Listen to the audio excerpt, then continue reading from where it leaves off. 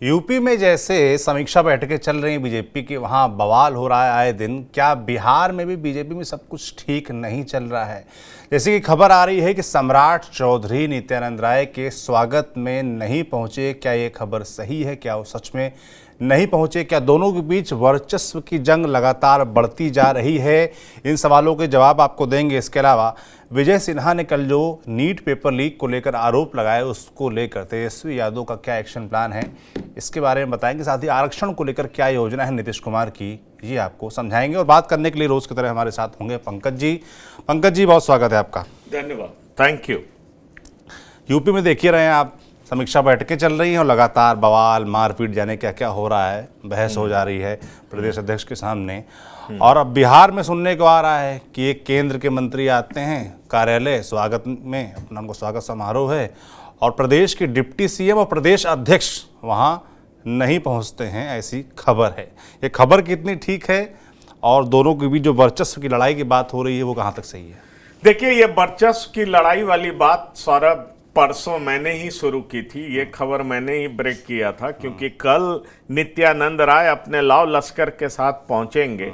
इस बात की चर्चा मैंने परसों की थी कि किस तरीके से वो शक्ति प्रदर्शन करेंगे, और तीसरी बार वो जीते हैं तो शक्ति प्रदर्शन कर एक मैसेज देने का प्रयास करेंगे, क्योंकि इस बात से कोई इनकार नहीं कर सकता कि नित्यानंद राय तीसरी बार जीत करके उनका कद और बढ़ा है। और जहां तक सम्राट चौधरी का सवाल है, तो सम्राट चौधरी का कद बढ़ता जा रहा था। अगर आप विधानसभा चुनाव तक देखें तो बिहार में सम्राट चौधरी सबसे बड़े नेता के तौर पर बीजेपी के देखे जा रहे थे, लेकिन लोकसभा चुनाव में कुशवाहा का साथ उस तरीके से नहीं मिला जैसी उम्मीद थी, जैसी अपेक्षा थी।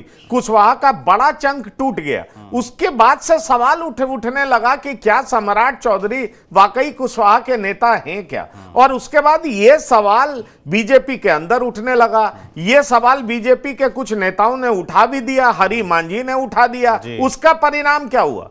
हरि मांझी ने उठाया और हरि मांझी को प्रधानमंत्री से मिलने नहीं दिया गया। यह बात आप जान लीजिए। और फिर हरि मांझी ने आरोप लगा दिया कि जिला अध्यक्ष पास बेचते हैं, इस तरह की बात उन्होंने कर दी। सवाल यह उठता है कि वर्चस्व की लड़ाई तो है, इस बात से कोई इनकार नहीं कर सकता, क्योंकि सम्राट चौधरी संगठन पर पूरी पकड़ चाहते हैं। सम्राट चौधरी चाहते हैं कि उप मुख्यमंत्री का पद भले ही हम छोड़ दें, लेकिन अध्यक्ष हम बने रहें, क्योंकि आपको मालूम है कि आगामी विधानसभा चुनाव में टिकट बंटवारे को लेकर के अध्यक्ष पद की भूमिका बहुत इंपॉर्टेंट हो जाती है। और इसलिए आपको बताएं कि सम्राट चौधरी निश्चित तौर पर इस तरह की भूमिका चाहते हैं। लेकिन आप ये जान लीजिए कि नित्यानंद राय भी संगठन पर मजबूत पकड़ चाहते हैं, अपने लोगों को बिठाना चाहते हैं, अपने लोगों को घुसाए रखना चाहते हैं, क्योंकि लोकसभा चुनाव से पहले तक सम्राट चौधरी ने तमाम पदों पर अपने लोगों को सेट करना शुरू कर दिया। नित्यानंद राय के लोगों को हाशिए पर भेजना शुरू कर दिया। अब इंतजार किया जा रहा है कि राष्ट्रीय कार्य समिति की बैठक होगी, उसमें क्या फैसला होगा, और उसके बाद आप देखेंगे कि बिहार में बहुत सारी एक्टिविटीज होंगी। अब आप ये पूछ सकते हैं कि सम्राट चौधरी उप मुख्यमंत्री का पद छोड़ करके क्यों चाहते हैं कि वो बिहार प्रदेश का अध्यक्ष बने रहें? तो दरअसल अभी ये तो क्लियर हो चुका है कि बिहार का बॉस कौन? तो नीतीश कुमार। सरकार का बॉस कौन? तो नीतीश कुमार। नीतीश कुमार की जरूरत केंद्र सरकार को। नीतीश कुमार सम्राट चौधरी को सीनियरिटी के लेवल पर भी वो सीनियर नहीं मानते हैं, क्योंकि उनके पिताजी के साथ ही वो काम कर चुके हैं। और दूसरी बड़ी बात, सम्राट चौधरी ने साफा पहना, नीतीश कुमार को हटाने के लिए तरह तरह की बातें कही, कसम खाई कुमार को हटा नहीं दूंगा, हटाऊंगा। तो आपको ये मालूम ही है। और उसके बाद सम्राट चौधरी की वो कसम धरी की धरी रह गई। अब उन्हीं के सरकार में उप मुख्यमंत्री बाद में कहा था कि राम मंदिर जाएंगे, लेकिन उस समय सम्राट चौधरी जब इस तरह की बात कर रहे थे तो उनकी लोकप्रियता आसमान छू रही थी। पर अब देखिए, वक्त का पहिया ऐसा घूमा है, सम्राट चौधरी को उन्हीं के नीचे काम करना पड़ रहा है। और एक बात और बता दूं आपको 4 तारीख को सम्राट चौधरी मिलने गए थे, नीतीश कुमार ने खबर भिजवा दिया कि 1.5 घंटा बाद कहिए आने के लिए, अभी हम सोने जा रहे हैं। घर पे मिले नहीं थे, ये भी सच्ची खबर है। अच्छा। पुख्ता खबर है। अब आप जान लीजिए कि 1.5 घंटे बाद फिर से आना पड़ा।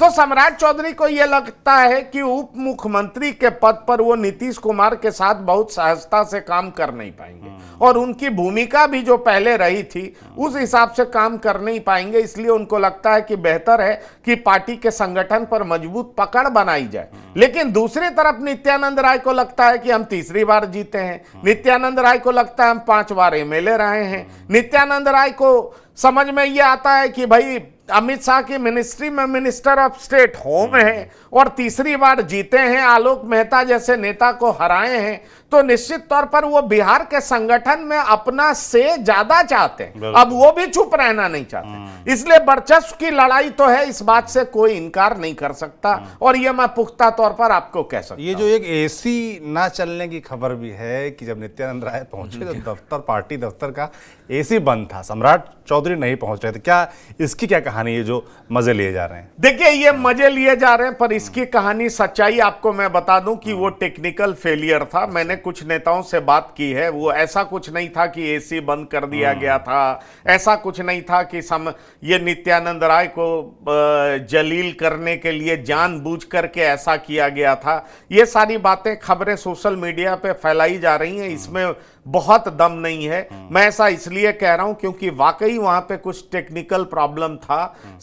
नित्यानंद राय वहां पहुंच गए, पहले से प्लान्ड भी नहीं था। नित्यानंद राय कभी और पहुंचने वाले थे, लेकिन वो अपने क्षेत्र से लौट रहे थे। और फिर नित्यानंद राय चूंकि पार्टी के वफादार सिपाही रहे, छात्र जीवन से बीजेपी और उसके अनुसांगिक संगठन के साथ जुड़े रहे, इसलिए नित्यानंद राय पार्टी दफ्तर पहुंचते हैं। वो कैलाशपति मिश्रा को माल्यार्पण करते हैं, जो कि उनके राजनीतिक गुरु रहे।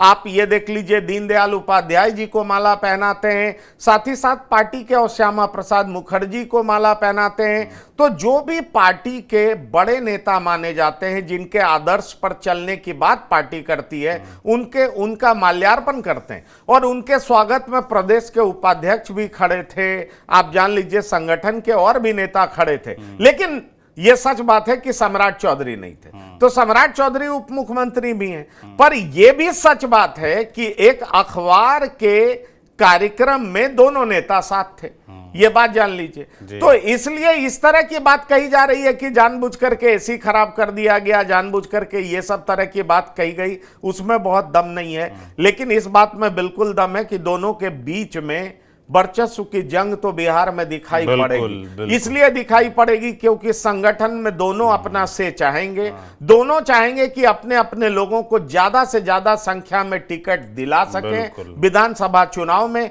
इसलिए यह टकराहट तो दिखाई पड़ेगी और इस बात से कोई इनकार नहीं कर सकता। और जहां तक सवाल है कि अब इस बात की लड़ाई नहीं है कि अगले 5 साल मुख्यमंत्री कौन होगा, क्योंकि अगले 5 साल के लिए मुख्यमंत्री तय हो चुका है कि अगर एनडीए जीता तो मुख्यमंत्री कौन होगा, इसलिए इसकी लड़ाई नहीं है। बीजेपी संगठन पर किसकी पकड़ हो, सम्राट चौधरी अपनी पकड़ कायम रखना चाहते हैं, नित्यानंद राय अपनी पकड़ को मजबूत करना चाहते हैं। दोनों के बीच में इसको लेकर के खटपट होना तय है। इसलिए कैंप में बंटना, ग्रुप्स में बंटना, पॉलिटिक्स होना, वर्चस्व की लड़ाई होना, यह बहुत आम बात है। और जो मैंने खबर सबसे पहले बताया था कि नित्यानंद राय तीसरी बार जीत करके बिहार के तमाम क्षेत्रों से अपने समर्थकों को समर्थक जो उनसे मिलने आ रहे हैं, वो एक तरह का शक्ति प्रदर्शन था और वो आर पार की लड़ाई थी, इस बात से कोई इनकार नहीं कर सकता। वो बेसिकली शक्ति प्रदर्शन था। नित्यानंद राय बताना चाहते हैं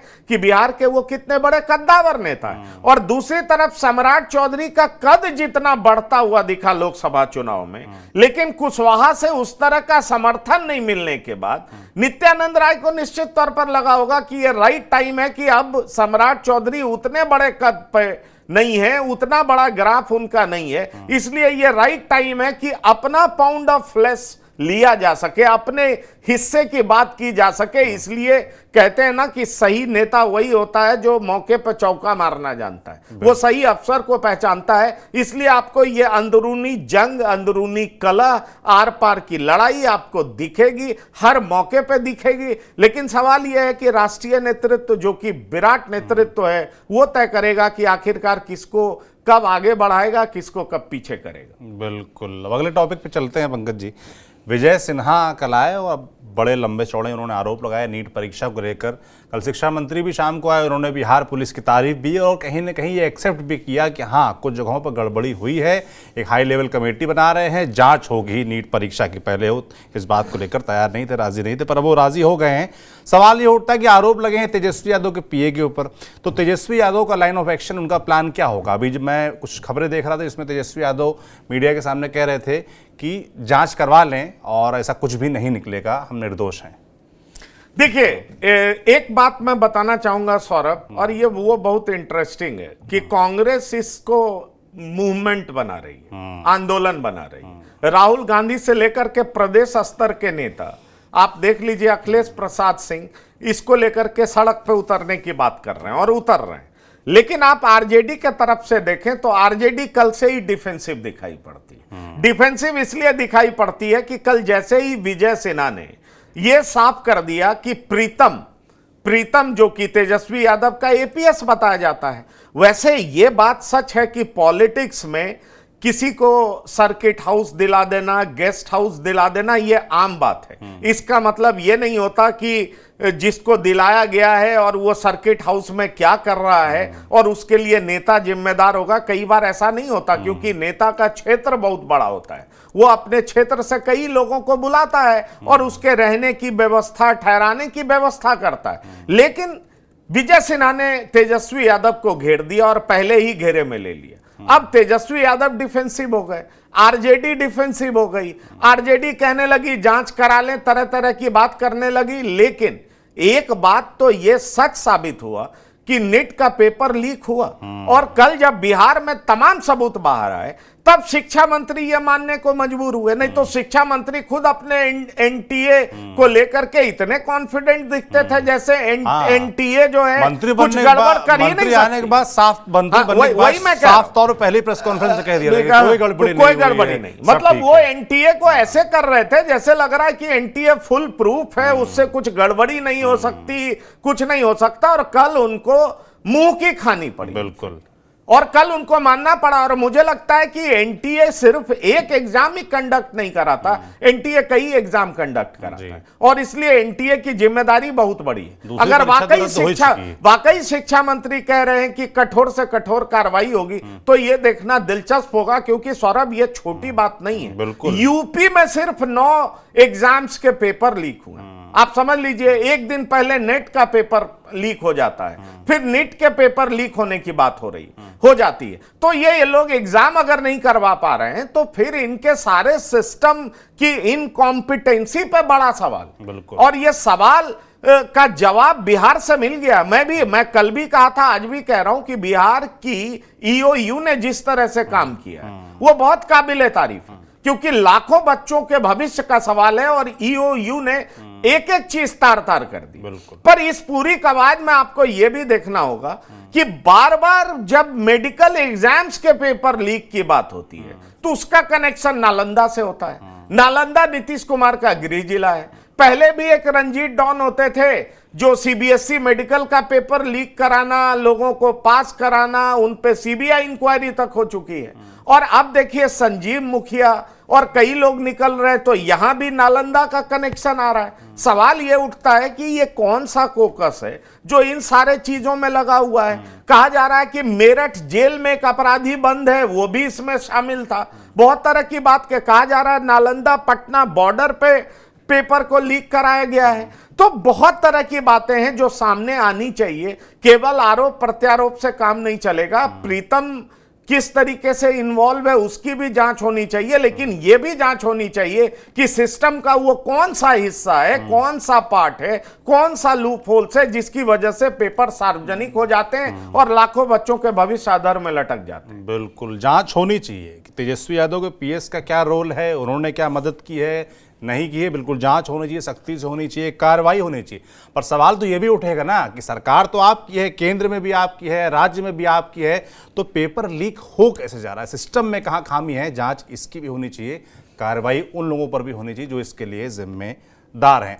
आखिरी टॉपिक पंकज जी, आरक्षण की जो सीमा थी, जो नीतीश कुमार और तेजस्वी यादव की जब सरकार थी, उन्होंने जो 65% तक कर दी थी, हाईकोर्ट ने उसको रिव्यू किया और वापस 50% पे ला दिया है। अब सवाल उठता है कि नीतीश कुमार के ही नेतृत्व में ये हुआ था और नीतीश कुमार की सरकार अभी भी है, तो वो क्या करने वाले हैं? देखिए, मुझे लगता है कि ये सुप्रीम कोर्ट जाएंगे। कल सम्राट चौधरी ने सबसे पहले आगे बढ़ करके बयान दे दिया कि हम सुप्रीम कोर्ट जाएंगे, और इसका साफ मतलब है कि बीजेपी को ये लोग घेरने का प्रयास करते इस बहाने। इसलिए सम्राट चौधरी आगे आए और उन्होंने कहा कि हम इसको बर्दाश्त नहीं करेंगे, हम ऊपर के कोर्ट में चैलेंज करेंगे। देखिए, विपक्ष एक चीज फैलाने की कोशिश कर रहा है कि 9वीं अनुसूची में क्यों नहीं डाल देते, क्योंकि तमिलनाडु में 69% का जो आरक्षण है, क्योंकि वहां पे 9वीं अनुसूची में डाल दिया गया, इसलिए वो कोर्ट में चैलेंजेबल नहीं है, उसको चैलेंज नहीं किया जा सकता। लेकिन हाल फिलहाल का सुप्रीम कोर्ट का जजमेंट है, वो ये कहता है कि आप 9वीं अनुसूची में ले भी लेते हैं तो भी सुप्रीम कोर्ट के पास ये राइट है कि वो उसको इंटरप्रेट करे, और अगर उसको लगता है कि ये संविधान सम्मत नहीं है तो उसके खिलाफ सुप्रीम कोर्ट फैसला कर सकती है, क्योंकि इंदिरा साहनी केस में ऐसा साफ तौर पर देखा गया था। इसलिए कई तरह के सवाल उठ रहे हैं। इसका जवाब बेहतर होगा कि जो कानूनविद हैं, जो कानून की जानकारी रखते हैं, वही करेंगे। दरअसल विपक्ष अपना गेम खेल रही है। विपक्ष ये कोशिश कर रही है कि जातीय जनगणना का इशू लेकर के आए। विपक्ष ये बताने की कोशिश कर रही है कि आरक्षण का कैपिंग ये सरकार बढ़ाना नहीं चाहती है, और विपक्ष ये भी बिहार में बताना चाह रही है कि नीतीश कुमार वाकई इसको बढ़ाना चाहते हैं, तो क्यों नहीं पीएम मोदी पर दबाव डालते हैं, क्योंकि उनके समर्थन से केंद्र की सरकार चल रही है कि 9वीं अनुसूची में इसको लिया जा सके और मैटर को कॉम्प्लिकेट किया जा सके। लेकिन सवाल है कि 9वीं अनुसूची में लेने के बाद भी क्या इस पे सुप्रीम कोर्ट इंटरवीन नहीं कर सकता? क्या इसको इंटरप्रेट नहीं कर सकता? बिल्कुल कर सकता है। इसलिए जो वो लोग कह रहे हैं वो एक पॉलिटिक्स है, लेकिन मुझे लगता है कि बिहार की सरकार पहले सुप्रीम कोर्ट जाएगी, सुप्रीम कोर्ट में अपने स्टैंड को क्लियर करेगी, लोगों के जो संख्या है उसको बताएगी, और तब कहेगी कि जो ये कैपिंग है उसको बढ़ाने का आधार क्या था, उसको सही तरीके से साबित करने का प्रयास करेगी। बिल्कुल, तो नज़र रहेगी इस मुद्दे पर कि आरक्षण की जो सीमा बढ़ाई गई थी उसको लेकर नीतीश कुमार क्या करते हैं। विपक्ष तो डिमांड कर रहा है कि जाइए नरेंद्र मोदी के ऊपर दबाव बनाइए, डिमांड करिए। सत्ता पक्ष की तरफ से कहा जा रहा है कि वो सुप्रीम कोर्ट जाएंगे, तो इस मसले पर जो भी होता है वो भी आप तक हम पहुंचाएंगे। आप लगातार हमारे चैनल TV9 बिहार झारखंड को देखते रहिए। शुक्रिया।